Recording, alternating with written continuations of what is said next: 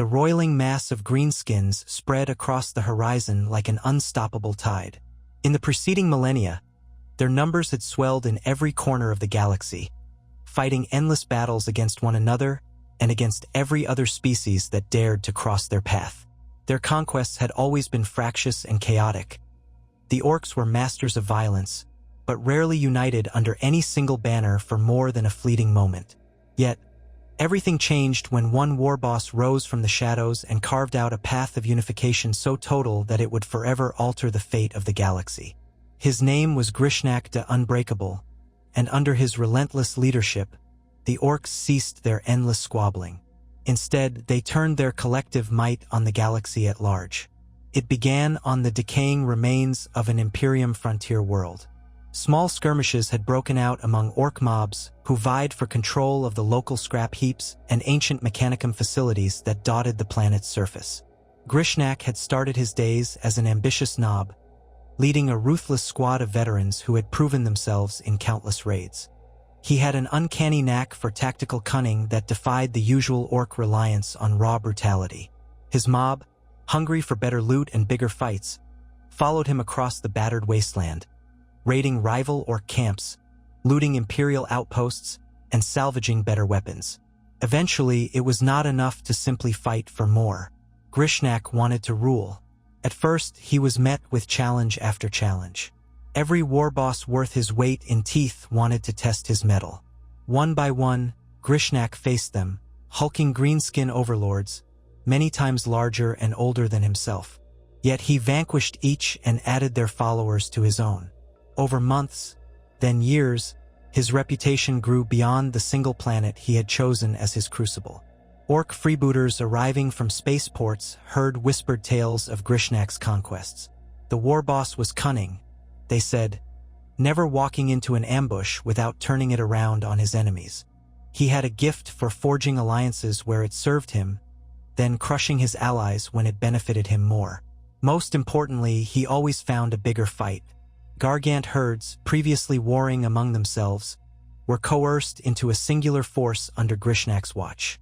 Even the mech boys, those insane Ork engineers with the ability to build monstrous war engines, found themselves enthralled by the possibility of unlimited scrap, labor, and war.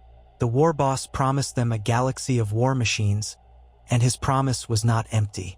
Thus, from a modest warband, Grishnak's forces grew into one of the largest Ork gatherings in recent memory.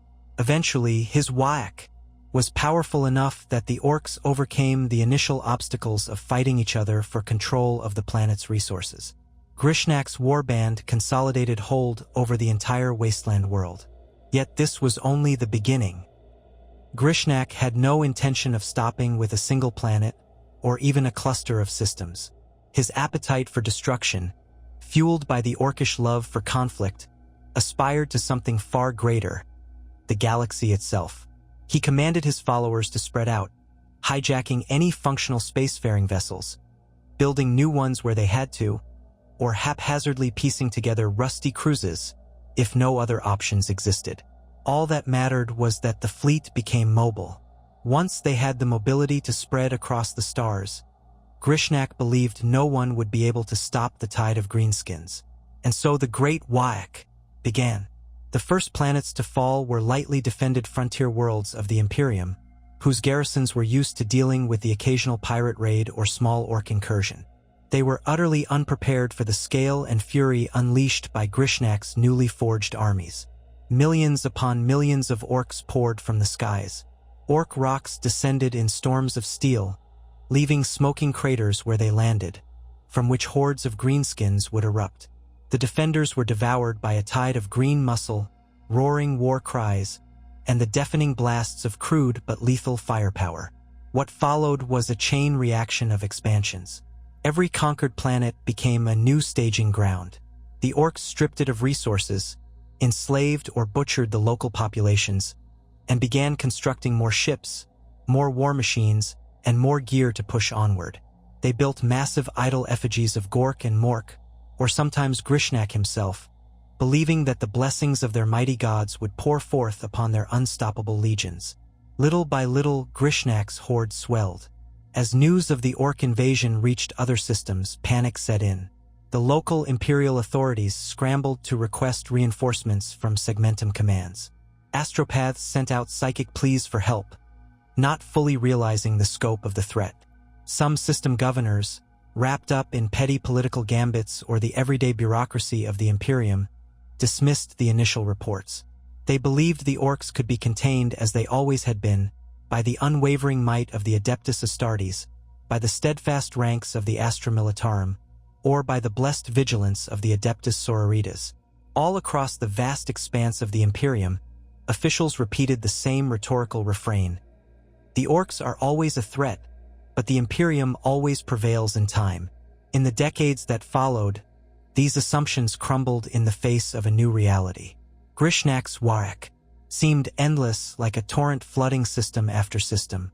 Where once Orks had struggled to organize en masse for long, under Grishnak's discipline, they pressed forward with surprising cohesion. Instead of bickering over loot, the Warboss ensured that each clan and warband found an outlet for violence and a share in the spoils. The mechs manufactured unstoppable flows of ramshackle but terrifyingly effective tanks, artillery, and walkers. War gargants as large as any Titan clanked into battle. Space hulks bristling with grafted-on guns drifted from warp to real space, disgorging countless Orks who immediately joined the fray. In the midst of all this carnage, scattered pockets of the Imperium tried to hold their lines. The Astra Militarum, the million-strong hammer of the Emperor, were deployed in larger and larger numbers, but they were often spread across so many war fronts that local defenses would be overwhelmed. The Orks did not strike one system at a time, but dozens, even hundreds if resources allowed. Entire regiments vanished without a trace. Planets that had stood under the Imperial banner for millennia burned to ash. Horror stories of Ork atrocities trickled back through the lines. As these tales reached the broader Imperium, morale wavered. Worlds from one side of the galaxy to the other dreaded a day when the Great Whack would appear at their doorstep.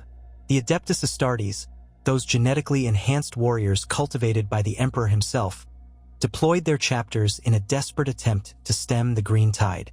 Known for their valor and martial prowess, the Space Marines launched surgical strikes, hoping to decapitate Ork leadership as they had done in previous conflicts. But Grishnak was cunning. He surrounded himself with trusted knobs and vicious retinues that served as layers of living shields. He never allowed a direct confrontation with an army he was not prepared to fight on his own terms. Even the mightiest of the Emperor's finest found themselves fighting overwhelming numbers whenever they dared challenge the Warboss's main host. Though they struck hard and with precision, the Orks seemed to anticipate their tactics, as if Grishnak understood that by forcing even the famed Space Marines into an attritional war, the Orks would eventually triumph through sheer weight of numbers. Across the galaxy, other factions watched with mounting alarm. The Eldar, already a dying race clinging to the remnants of their once glorious civilization, recognized the threat posed by a united Ork empire. In hidden craft worlds, farcers peered into the skeins of fate, searching desperately for some path to salvation. Each foresight led them to the same dreadful conclusion. If Grishnak's armies were not stopped, the Orks would ravage every living thing until the galaxy was swallowed by endless war. The Eldar launched stealth missions, sabotage runs, even rallied to help defend certain critical worlds. But their numbers were limited and the Orks were legion. Grishnak recognized the Eldar threat for what it was, an irritant that had to be stamped out. No matter how slippery the Eldar were, Grishnak would eventually find their craft worlds. And when he did, the Orks would unleash such carnage as to wipe their ancient enemies from the face of existence. The Tau Empire had been expanding on the eastern fringe, proud of their ideology of the greater good. They, too, felt the shockwaves of the Ork onslaught. No matter their advanced technology or the synergy of their fire warriors, they could not hope to match the overwhelming force unleashed by the Orks. Grishnak's fleets, ironically, admired the sleek, powerful Tau weaponry. Mechs scrambled to loot every piece of Tau tech they could seize, often retrofitting the advanced weaponry onto crude Ork frames. Entire Tau Sept worlds fell under this unstoppable tide. The Tau tried to regroup, forging alliances with the Imperium out of desperation, but they were never truly able to halt the Orks' progression. Enormous Ork rocks pounded their planetary defenses until each city lay in ruins. In the realm of the Tyranids, a devouring swarm from beyond the galaxy's edge, even the hive fleets had to adapt as they encountered massive Ork empires. At first, some Orks lured the Tyranids into open battles, thrilled at the chance for a colossal fight. But Grishnak soon recognized the existential threat these Xenos monsters posed. They would not merely kill Orks. They would consume them as biomass. The Warboss rallied an uncharacteristic unity among his subordinates and commanded them to wipe out any Tyranid presence with extreme prejudice. With the entire Ork species united under one banner, the Tyranids found no easy foothold. Battle after battle, swarm after swarm, the Tyranids collided with a galaxy-spanning whack. In the bloody churn of these wars, the Tyranids were simply devoured by the Orks' thirst for endless combat. While the Tyranid threat had undone countless species in centuries past, here they faced an Ork empire that was ready for them, meeting every planetfall with savage, unrelenting battle. Somewhere in the darkness of space, the Necrons, those ancient beings that once ruled the galaxy eons ago, stirred from their tomb worlds. In the past, the Orks, unorganized, fractious, posed little direct threat to the Silent Legions. But this time, entire tomb worlds woke only to find themselves overrun by a single war host. The Orks, ironically, found Necron technology both baffling and mesmerizing, as it often could not be easily looted. The unstoppable march of the metallic skeletons was pitted against the unstoppable tide of green flesh. Though the Necrons fought with mechanical precision, they were systematically hammered wherever the Orks brought sufficient numbers. That the Orks had a single direction under Grishnak shattered the Necrons' carefully laid plans to reassert themselves as the galaxy's overlords. In the dark corridors of the Inquisition, panic reigned. Whispers of doom filtered through clandestine channels. Inquisitors disagreed violently among themselves. Some wanted to exterminate entire swathes of potentially compromised planets to deny them to the Ork hordes. Others believed in forging alliances with Xenos races, including the Eldar or even certain Tau enclaves, to present a united front against Grishnak. The unthinkable idea of forging pacts with Chaos warbands hovered in the corners of these debates, though none would openly admit it. For if the ruinous powers were to be unleashed in desperation, the galaxy might rot from within even if the Orks were repelled. And who was to say that the Orks would not simply crush Chaos forces as well? In the Eye of Terror, the Chaos gods observed the rising tide of green with both amusement and revulsion. On the one hand, bloodshed on such a scale fed Khorne's thirst for war. On the other, the Orks were so direct in their violent impulses that Tsench's cunning, Nurgle's rot, or Slaanish's perversions found fewer footholds among their ranks. The Orks worshipped Gork and Mork, not the dark gods, and their near-pathological love of battle offered limited opportunity for corruption. That did not stop the Chaos warbands from trying, of course. Many Chaos lords saw an opportunity to harness the Ork threat for their own ends. But whenever they tried to exploit or ally with Grishnak, they soon found themselves double-crossed or simply overwhelmed. Chaos might claim individual Orks or small enclaves, but Grishnak crushed any warboss who leaned too far toward the ruinous powers. It was made clear, the Orks would serve Gork, Mork, and Grishnak, no one else. As the decades wore on, entire segments of the galaxy flickered out of Imperial control. The Great Rift, which had once torn reality in half, only complicated matters for the Imperium, fracturing communications and travel across entire star systems. Within this chaos, Ork hordes slipped through warp storms on massive space hulks, or hammered their way through newly vulnerable sectors. Imperial lines collapsed in region after region. System-wide panic went from rumor to daily reality. Pilgrims prayed for the Emperor's salvation, but found only Ork invasion fleets looming overhead. The Emperor's realms were in disarray. The High Lords of Terra scrambled to enact crisis strategies. Countless lives were pressed into militarization. Draft notices soared into the billions. The Mechanicum churned out war machines around the clock. Forge worlds saw sparks flying from forge factories day and night.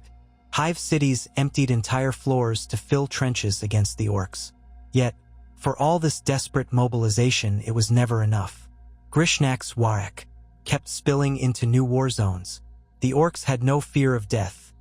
In fact, they relished it. For every Ork that fell, 2 more rose behind him. The Imperium, by contrast, needed to preserve every precious soldier, every resource. It was an unequal war of attrition. Then there were the Prime Arks, legends of old, demigods forged by the Emperor. Some had long vanished, some were rumored to be dead, others ascended to the darkness of chaos. A few still commanded their chapters with the brilliance and grandeur that had once lit the galaxy in the times of the Great Crusade. In these desperate hours, certain Prime Arks awakened from stasis, or re-emerged from the warp, determined to save what remained of their father's domain. They led entire crusades of Adeptus Astartes, performed feats of heroism that dwarfed mortal imaginations, and struck at the heart of Grishnak's offensive. Entire star systems became arenas for cosmic duels, pitting Prime Arks at the head of thousands of space marines against the biggest, meanest Orks in Grishnak's entire horde. One such clash erupted on the industrial world of Kostravia. There, a Prime Ark known for his unyielding devotion to the Emperor's cause had arrived with 6 entire chapters of space marines, tens of thousands of the Imperium's deadliest warriors. The planet's defense lasers illuminated the skies in shimmering beams of energetic death, scouring the drop ships of the Ork invasion fleet. The Space Marines rallied the local planetary defense force, forging a unified force that braced for what was believed to be a decisive conflict. When the Orks arrived, it was not a ragged wave of battered warships. It was a meticulously coordinated strike, led by Grishnak himself, determined to match the Prime Ark in a spectacle of violence that would echo throughout the ages. The battle was a symphony of destruction. Greenskins rained from above, some in ramshackle pods, others simply teleported by crazed weirdboys directly into the thick of the fight. The Prime Ark led his warriors in bold countercharges, driving wedges into the Ork horde. Tanks exploded in plumes of fire, war machines toppled in pitted fields, and the ground shook from the footsteps of war walkers and gargants. The screams of the dying mingled with the Orks' brutal war cries. Day turned to night as smoke choked the heavens, and the sky was lit only by the constant flashes of lost cannon blasts, bolt rounds, and Ork heavy artillery. But no matter how many Orks were cut down, no matter how many times they were outmaneuvered by the legendary skill of the Astartes, the green tide did not ebb. Grishnak's iron-fong knobs, elite Orks wearing massive slabs of hammered metal, plowed through entire squads of Marines, unstoppable in their savage momentum. Even the Prime Ark himself, a figure that towered above lesser mortals, felt the press of the Ork multitude. Though he struck with the force of a living demigod, each blow reaping a dozen Orks, it was never enough to create a definitive breach. Worse, Grishnak revealed his cunning once more, feinting direct confrontation, then withdrawing just enough to let his minions soak the brunt of the Prime Ark's wrath before circling back with fresh reserves. The battle endured for days, then weeks, and the planet itself seemed to crumble under the strain. Ultimately, as the Ork battle lines seemed infinite, the defenders' formations began to buckle. The Prime Ark refused to retreat, rallying his surviving Astartes to hold the line. But in the final clash, when all was chaos, Grishnak personally confronted the Prime Ark, overshadowing him in sheer brute bulk. Their duel was brief, brutal, and ended in the Prime Ark collapsing under the Warboss's unstoppable might. The last transmissions from Kostravia were cut short by howling static and the roaring laughter of triumphant Orks. This monumental victory against one of the Emperor's favored sons served as a beacon of Ork unity. No longer was there any doubt in the minds of the Greenskins. Grishnak was unstoppable. He had bested the galaxy's mightiest champions, and the Great Waak would roll on with unstoppable fervor. The very news of a Prime Ark's fall sent waves of despair throughout the Imperium. Planetary governors spoke in hushed tones of surrender. Doomsayers claimed that the Emperor's light no longer shone upon them. Apostate cults arose, worshipping Ork effigies out of fear, or declaring that the time of humanity's rule had ended. At Terra, the throne world, The Emperor's rotting body remained entombed in the Golden Throne, sustaining the Astronomicon that guided ships through warp storms. The Custodes, guardians of the Emperor, could only watch as the galaxy burned. The High Lords debated fractiously, but with the unstoppable tide pressing ever closer, frantic solutions replaced measured deliberations. Plans were laid to fortify Terra to an unprecedented degree. Generations of defenders were raised, entire fortress spires built, orbital defense stations armed to the teeth. It was as if the Imperium prepared for an apocalypse not seen since the Horus Heresy. All the while, the Orks continued to swarm through the galaxy, unstoppable, unconquerable, united under Grishnak's iron will. In the Segmentum Solar, billions of refugees streamed toward the core worlds, fleeing Ork marauders that were carving out a path of destruction across the Segmentum's borders. Each passing day brought fresh horror stories. Hive cities overrun in hours, Titan legions battered into scrap, entire fleets of the Imperial Navy scattered. Grishnak's Warrak had grown so large that it had fractured into multiple prongs, each commanded by a trusted Nob or Big Mech.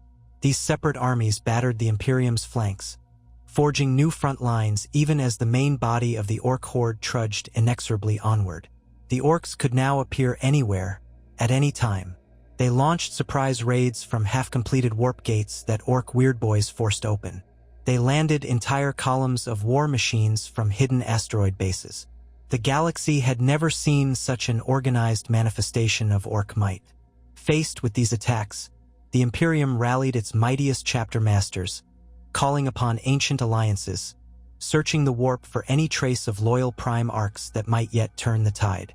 Some Prime Arks answered, gathering at Terra to form the largest muster of space marine power in millennia. Others were rumored to be lost or consumed by the warp. A handful were fighting desperate holding actions on distant fronts. Communication was sporadic at best, but the message was clear.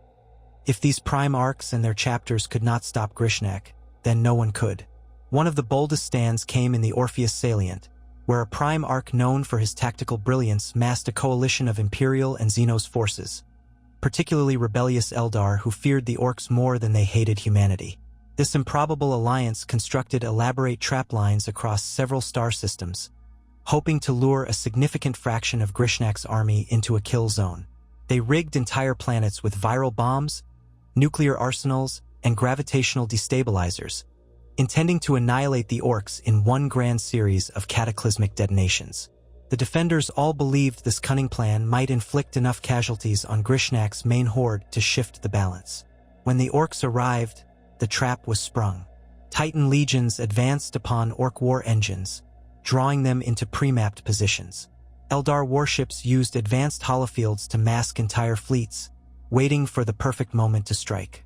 The Prime Ark, resplendent in gilded armor, led a spearhead of combined forces, each chosen for their unique abilities to counter Orkish fury. Then, with the Orks pinned in crucial kill zones, the Allies unleashed their hidden doomsday weapons. The star systems erupted in a series of monstrous blasts that sent shockwaves across the warp. Planets cracked open, suns flickered, fleets tumbled into gravitational chaos. For a moment, it seemed as though the plan had succeeded. The Orks in that sector were hammered into oblivion. But the galaxy soon learned a bitter lesson about the Orks' resilience. Yes, entire warbands were obliterated, millions of Orks died in the blasts. War machines and gargants were incinerated, hordes of rocks were crushed into cosmic dust. But the Orks were spread across so many fronts, with so many reinforcements, that this catastrophic blow was still not enough to cripple the entire Warrak. Meanwhile, Grishnak himself, who had a keen survival instinct, had not put the majority of his forces into that particular trap. He had fainted again, allowing only a fraction of his warbands to commit so that his enemies would reveal their trump cards. He considered losing those Orks to be a small price for the knowledge gleaned and the elimination of some of the Imperium's most devastating weapons. Eventually, the Prime Ark leading that trap found himself assailed on multiple fronts, with insufficient troops to repel every Ork incursion. Eldar allies withdrew as the cost grew too high. The Titan legions were left overextended and began to fall, Titan after Titan hammered by Ork counterattacks.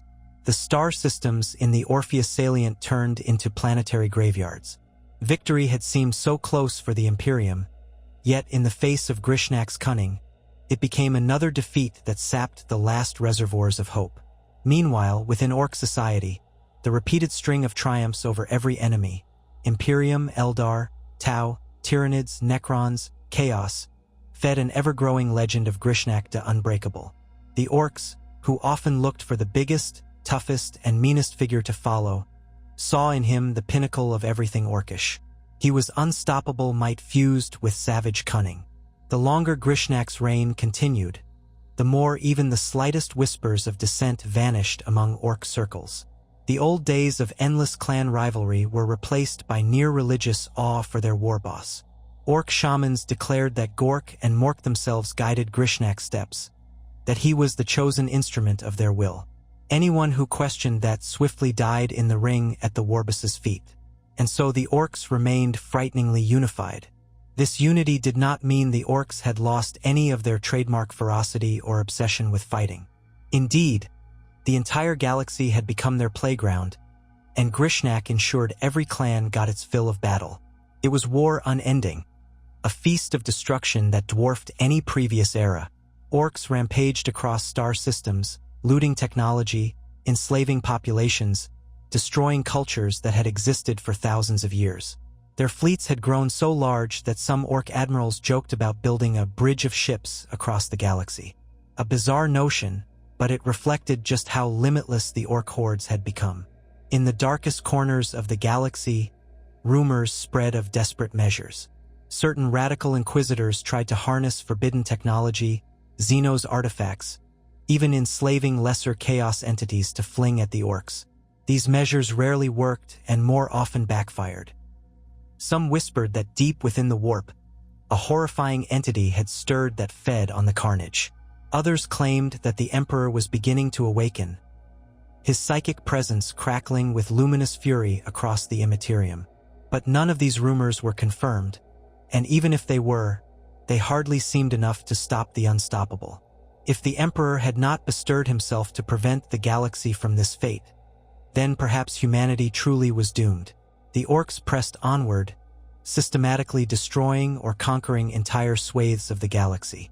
Prime Arcs who remained were forced to consolidate in fortress worlds, desperately hoping to stave off the final push of the Great Whack. Some sought alliances with Eldar craftworlds in hiding, others with battered Tau enclaves.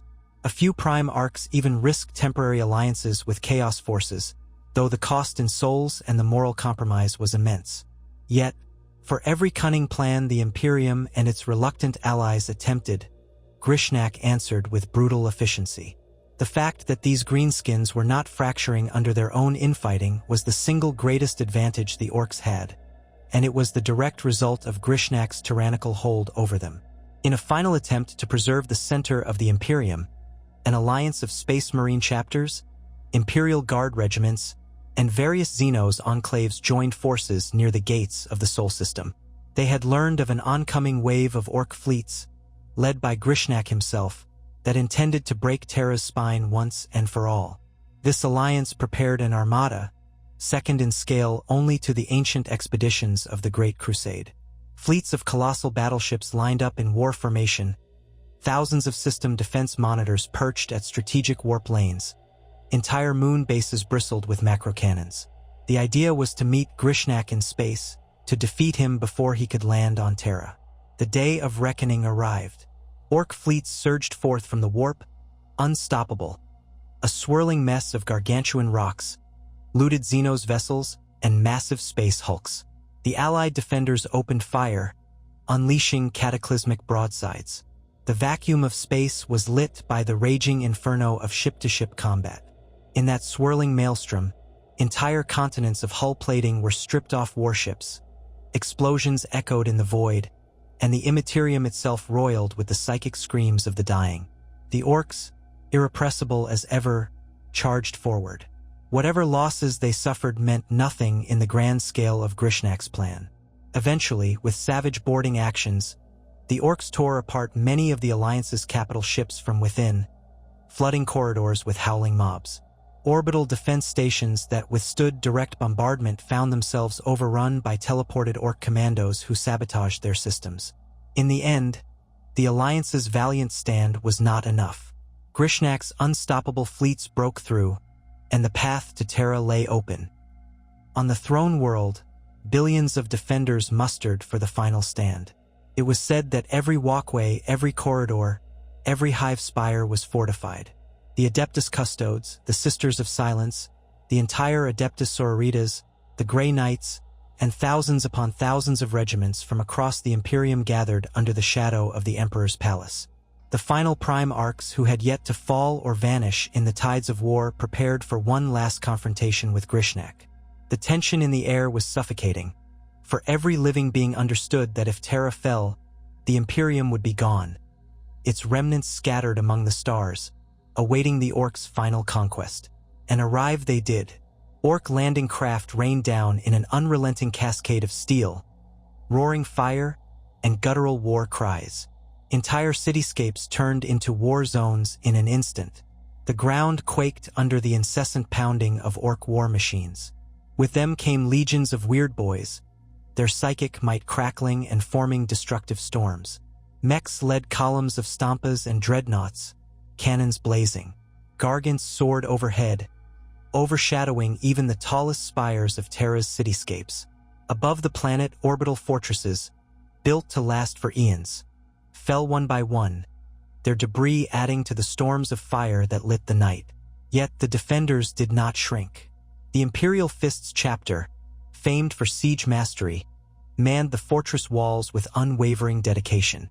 The Custodes cut through entire mobs of Orks as if they were wheat. The Prime Orks led counterattacks that shook the ground with the might of demigods. Plasma batteries incinerated entire swathes of Ork infantry. Melta-charges reduced Ork tanks to slag.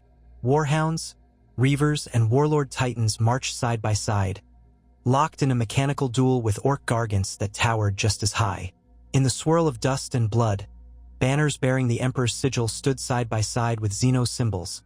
As Eldar Rangers picked off Ork leaders from vantage points, Tau fire teams bombarded Ork lines from behind cover, and battered human regiments held the streets with lost guns blazing. The struggle defied comprehension. Days, weeks, months passed in a haze of unremitting combat. The once glorious spires of Terra were cratered by artillery, entire districts flooded with chemical spills, continents ravaged by unending warfare. Yet neither side would relent. For every Ork that perished, more arrived in droves. For every Titan that collapsed under Ork fire, the Adeptus Mechanicus brought in fresh replacements from hidden vaults. The entire planet was locked in the most cataclysmic siege the galaxy had ever witnessed, one that dwarfed even the heretical invasion of Horus 10,000 years before. The fate of the galaxy hinged on this final stand. Inevitably, Grishnak himself arrived at the gates of the Imperial Palace, accompanied by an entourage of colossal knobs. Ork warbosses had always dreamed of such a confrontation, to match their might against that of the Emperor's chosen. But Grishnak did not come as just any warboss. He was the one who had united the Orks across the stars, who had slain Prime Orks, who had outmaneuvered entire Crusade forces. Now, with the thunder of war machines echoing around him, he stepped forward to personally challenge the greatest of the Emperor's champions. By his side, uncountable Ork warriors hammered at the palace walls, climbing ruined battlements, blasting breaches in the gates. A Prime Ork, clad in golden armor reminiscent of ancient days, descended from the highest parapet to confront Grishnak. A hush fell over the battlefield as both armies sensed this moment's importance. The warboss towered over the Prime Ork, nearly twice his bulk, yet the Prime Ork radiated a divine aura that had seen him through countless battles. They clashed in a violent outburst that split the ground beneath them, shockwaves radiating outward. Each blow from the Prime Ork's blade carved chunks of flesh or armor from Grishnak's towering frame. Each slam of the Warboss's power claw threatened to break the Prime Ork's body in two. Around them, Orks and Imperials alike paused momentarily, awestruck by the cataclysmic duel. But Grishnak, as he had done countless times before, used cunning in addition to brute strength. The Prime Ork fought with a righteous fury, perhaps spurred on by the fate of Terra itself. Yet in that fury, the Prime Ark failed to note the approach of Grishnak's retinue, who surged in to distract him at a crucial instant. A Nob roared a challenge, swiping at the Prime Ark's flank. The demigod easily parried, but that slight diversion opened a gap in his defenses. Grishnak's claw smashed down, crushing the Prime Ark's pauldron and shoulder. In the next moment, the Warboss's enormous choppa carved into the Prime Ark's armor, sending arcs of blood and molten ceramite spraying. With a final, back-breaking blow, Grishnak slew the Prime Ark at the very gates of the Emperor's palace. The defenders' morale shattered in that moment. A cry of horror and disbelief rose from the lines as the Prime Ark, once believed to be unstoppable, lay dead at the Warboss's feet. Grishnak bellowed a triumphant roar that echoed across the blasted courtyards, taken up by the massed Ork horde as a victory cry. Sensing the defenders' wavering spirits, Ork mobs pressed their advantage, pouring through breaches in the palace walls, flooding hallways, smashing relics, and defiling ancient shrines. Even the custodes, outraged and desperate, could not hold back this unstoppable wave. One by one, the palace's defenses were smashed, the last of the defenders forced to retreat deeper within. It was said that beneath the palace, in the labyrinthine dungeons and secret vaults, the final loyalists convened around the Emperor's golden throne. There, the master of mankind sat in silent vigil, kept alive by arcane technology. The Orks had battered down so many layers of defense that soon, even this most sacred place would be violated. The air crackled with psychic tension, as if something momentous were about to occur. Some claimed they heard the Emperor's voice whisper through the warp, others that the Emperor's eyes flickered open. Desperate prayers were offered, and last stands prepared. The custodes formed a ring of gleaming spears and storm shields around the Emperor, determined to die before letting any Ork lay hands upon him. Yet, mere resolve could only do so much against the unstoppable tide. The palace gates finally buckled, entire corridors caved in, and the Orks rampaged into the sanctum. Fighting to the last, the custodes brought down scores of greenskins. Some unleashed near-mythical relics, weapons that had not seen daylight in thousands of years, incinerating entire squads with beams of raw power. Still, they could not slay the infinite wave that Grishnak led. Step by step, corridor by corridor, the Orks advanced, unstoppable. Eventually, those final custodians fell, each dying a hero's death, their golden armor slick with green blood and their own. With a thunderous crash, Grishnak arrived in the throne room. Fires and smoke billowed through the battered arches. Debris littered the floor. The colossal Warboss gazed upon the broken remnants of the Emperor's guardians. There, upon the golden throne, the Emperor's corpse-like form remained, silent and unresponsive to the mortal eye. Grishnak, sizing up this last vestige of human defiance, let out a brutal laugh. He had conquered the galaxy, slain Prime Arks, decimated entire species. And now, before him, sat the Emperor of mankind, the so-called God of humanity. Without ceremony, Grishnak heaved his mighty choppa high and brought it crashing down on the golden throne. Sparks flew, cables snapped, and precious metals were mangled as the Ork Warboss's unstoppable fury destroyed the device that had sustained the Emperor for 10 millennia. In that moment, an eruption of psychic energy tore through the warp, a final exhalation of the Emperor's lingering power. But it was too late. The last vestiges of his presence flared outward in one titanic wave, scouring some Orks to ash, ripping open warp fissures across the planet. Ships in low orbit spiraled out of control, their crews driven mad by the psychic overload. Yet Grishnak, shielded in part by the Ork's brutish mental fortitude and his own unstoppable will, survived.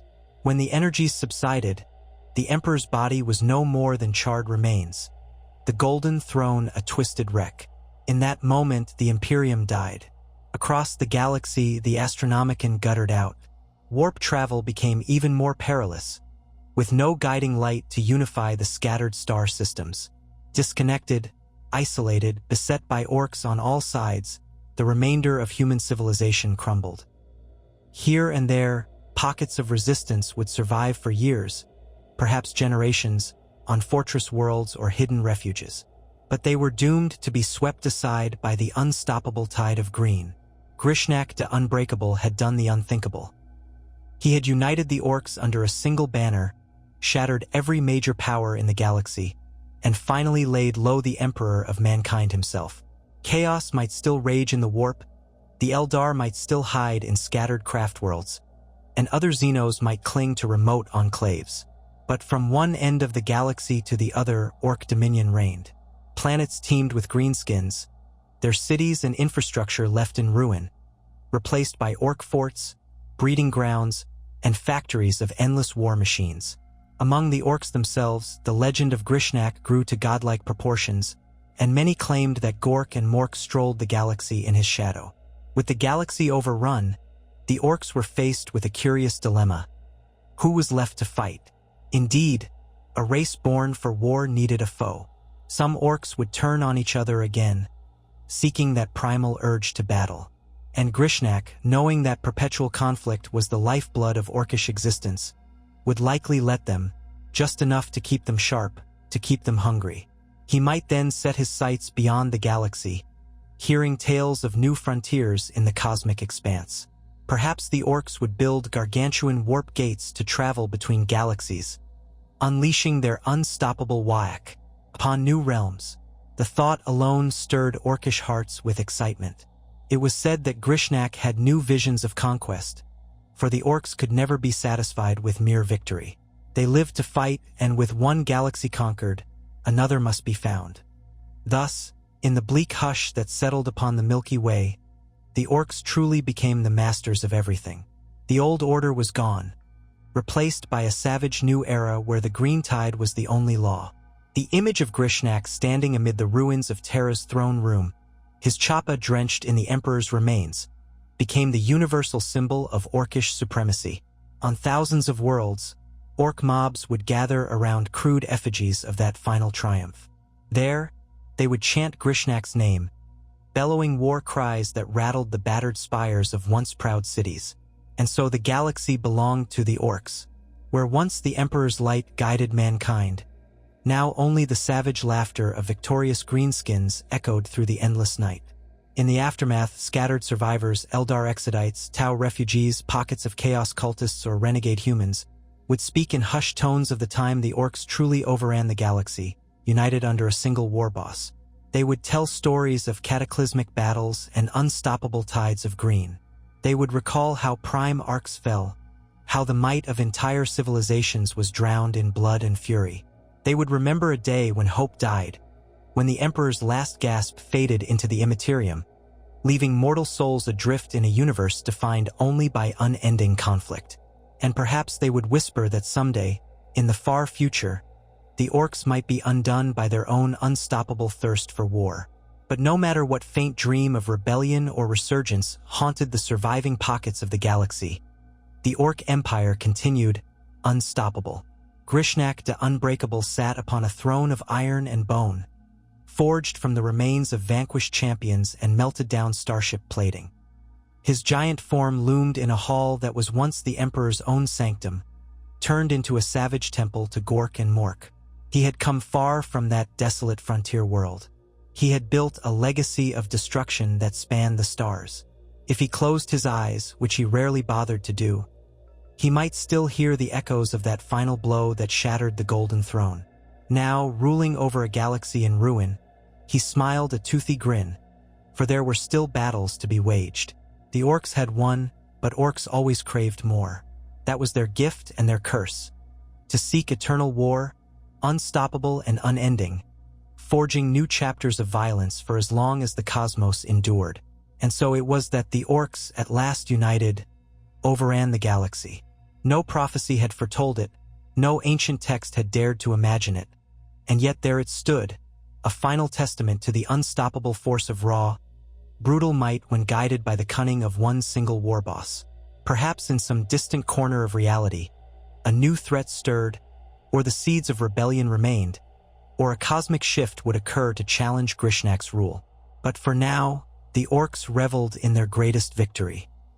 Night fell upon the cosmos, and in that darkness, The laughter of orcs resounded, triumphant and enduring, a savage benediction over a galaxy shattered beyond repair.